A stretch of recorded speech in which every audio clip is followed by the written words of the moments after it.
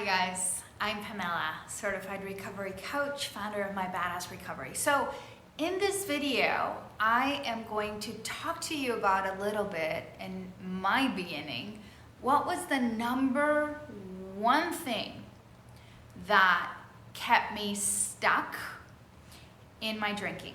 So it was 2009, I was 35 years old, and I had to start looking at my drinking as a problem. I didn't want to, but here's what happened. I would wake up every morning and say, oh man, tonight I'm not gonna do what I did last night.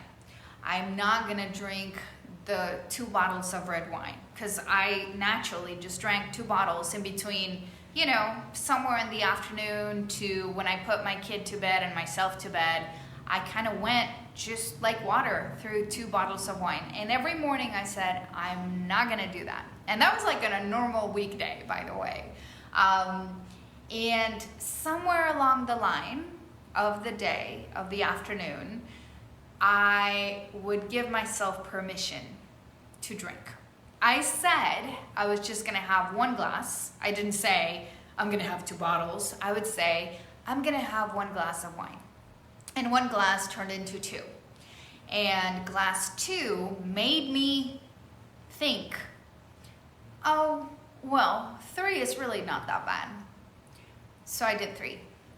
And as I was about to pour my 4th glass, I would think, all right, well, I'll start tomorrow. Today was hard. And I would give myself permission, right, to pour that 4th glass, which in turn turned into more. And so if this story sounds familiar, you will know that it feels like you're changing your mind. And it feels like you're giving yourself permission to just not worry about it, what you said this morning, that night, but that you would do it tomorrow. And so I kept thinking that tomorrow would be different, even though tomorrow I would play out that same cycle, right? And so here's what happened. I one day woke up and said, all right, so I came into the awareness of this, right? Like this tomorrow thing, my mañana, wasn't really working. Like that theory just was not applicable in my life, because I realized I had a problem with my mañana, with my tomorrow theory, and that it was never arriving. And the more that this happened, the more my life felt hard and off. And because I didn't want to do something that I ended up doing, and it was having consequences. And while your story and your way of drinking may look or feel different, at the core, you may jive with the same scenario. I don't want to do it, and I think I'm turning, my mind into something different, and I'm doing it again, even though I said I didn't want to and I wasn't going to, and now I'm doing it, and then the next day you're like, oh crap, and it happens again like that, right? So I realized I had a problem. And then I thought, okay, so when I say that I'm gonna not eat bread, I can do it. So when I say that I'm not gonna,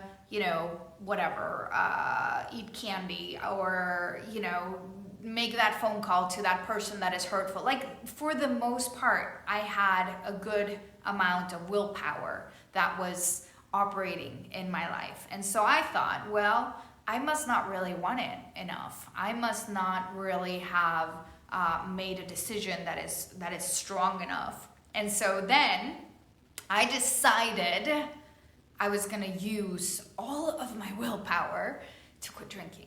And so I made the decision to quit drinking. Now, I didn't have a plan, I didn't have resources, I just looked at it the way I looked at every other thing in my life, that through willpower, I was able to make a different decision and act differently. And under that same mindset, I went on to quit drinking. I thought I could quit by just wanting hard enough to quit. Here was all the evidence as to why it was damaging to me. And here was all the evidence on why other aspects in my life were succeeding because of my willpower. And so by conclusion, I thought, I can do this. And I'm laughing already. If you're laughing with me, then you and I already know what's about to happen, right? Because what happened is that then I went into a different place of frustration and shame and self-loathing. I mean, let's call things what they are. Because then I tried and I made my decision and I made up my mind to not drink. And the same thing was happening. I was starting very strong, and then somewhere along the line, I gave myself permission or changed my mind or whatever, and then I would drink. And so then the next morning, I was like, oh shit, I really wanted to do this. I made up my mind. I made a decision to not drink, and I drank. And that happened a bunch of other times, right? So first I was unaware, then I was aware of my problem, and I made a decision. And now I'm in that stage where I'm feeling like across the board, like a liar and a failure, and just zero trust in myself. Zero. Which, by the way, I don't know if you've been in this position, but if you have, you understand the feeling of not trusting yourself and kind of at the same time really not liking yourself.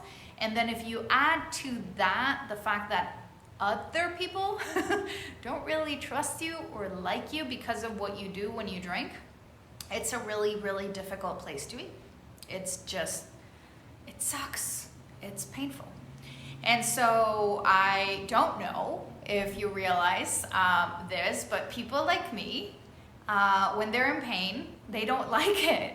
And they do whatever is necessary to get out of the pain, which for me actually meant I drink. Because if I drink, I momentarily escape that pain. And I, feel better for a little while. What I'm describing is painful. It's painful because I lived it for many, many, many years, decades, in fact.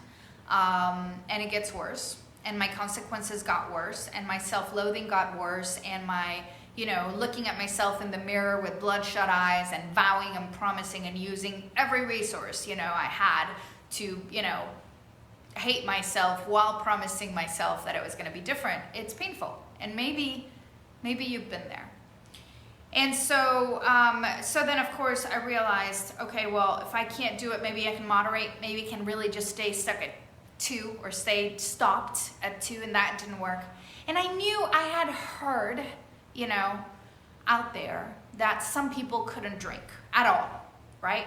And that some people couldn't moderate. And I, of course, grew up knowing that some people were alcoholics. And up until this point, I had honestly thought that people who were alcoholics kind of just chose to be like that.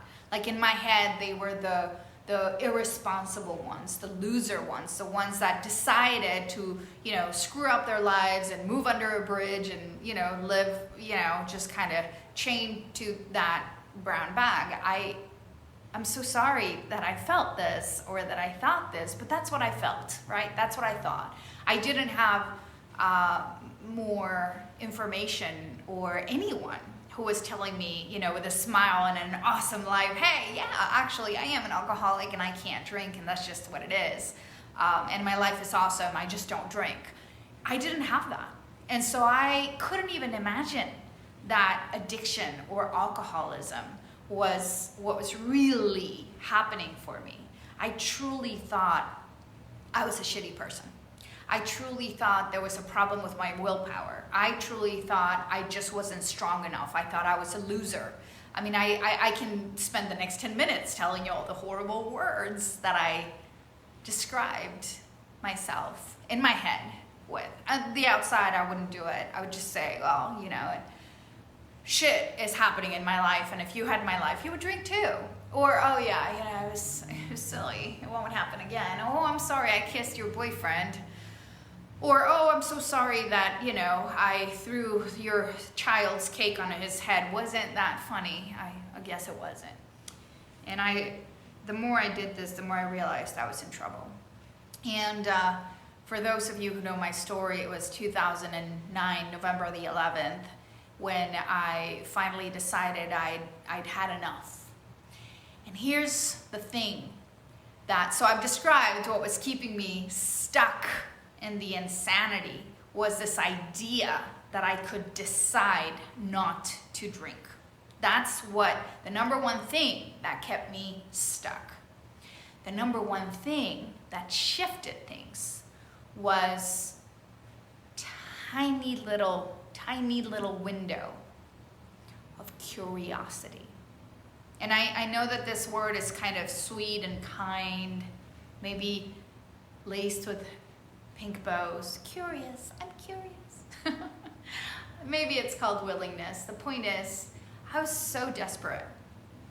I was willing to take a deep breath, put my big brain, because I felt I was really smart and very special, on a shelf for a minute and say, well, if my experience tells me that I can't moderate, if my experience tells me that I change my mind every day, if my experience tells me that I'm saying this but doing that, and worse off, if my life shows that nothing is changing, can I really afford to stay in the same cycle? Like, what is going to happen to me if something doesn't change?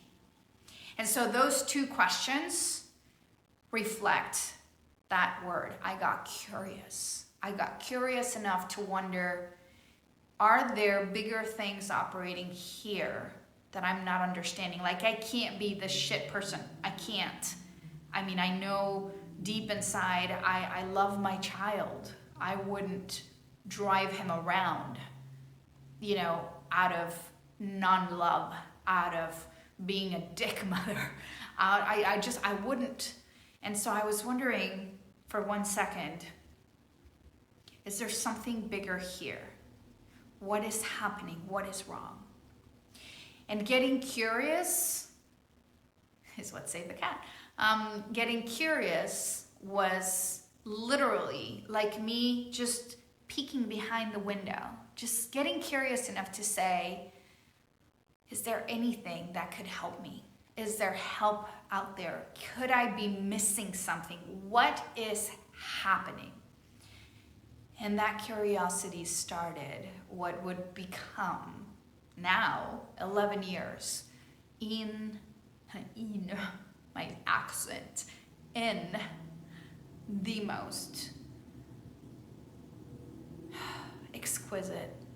I lack the words really, because there is not a right word to express the depth, the beauty, the complexity, the just a bittersweetness some days, and just the deep transformative power of this journey that has been sobriety into powerful recovery, which is what my whole jam is all about, my badass recovery. So, this very first video is here to give you an insight as to what happened. I thought I would decide not to drink and succeed, and I was proven wrong by many days and many, many difficult experiences and consequences. And the thing that started changing everything is I started to get curious, to question, to wonder. And that wonderment, that curiosity, that peeking behind the curtain eventually helped me move that curtain and then step into the work of recovering, which I will continue talking to you about. So, where are you standing? Have you been trying to stay stopped by just trying to not drink? Have you succeeded? Could you contemplate that maybe the old stories and the old narratives that you've had of this whole thing that you have, this thing, this wrestle that you have, because you may wrestle hard and already have the awareness that maybe addiction is in play, or you may be wrestling in a way that's still pretty manageable, right? You may just be getting curious, like, how would my life look like without these, physical and mental and spiritual little cluster bombs that I'm planting every time I, open that bottle of wine or whatever your thing is. Question yourself, get curious, Are you maybe ready to start kind of peeking behind the curtain? And if so, I'm so glad you're here, as I have curtains and I have peeking and I have beautiful space of transformation to step into. So I love you. I'm so glad that you watched this video with me, and I encourage you to swing by my page, but mostly I encourage you to keep your eye on your inbox, because more videos will continue to come your way with these little nuggets of recovery. Powerful, difficult, but important recovery.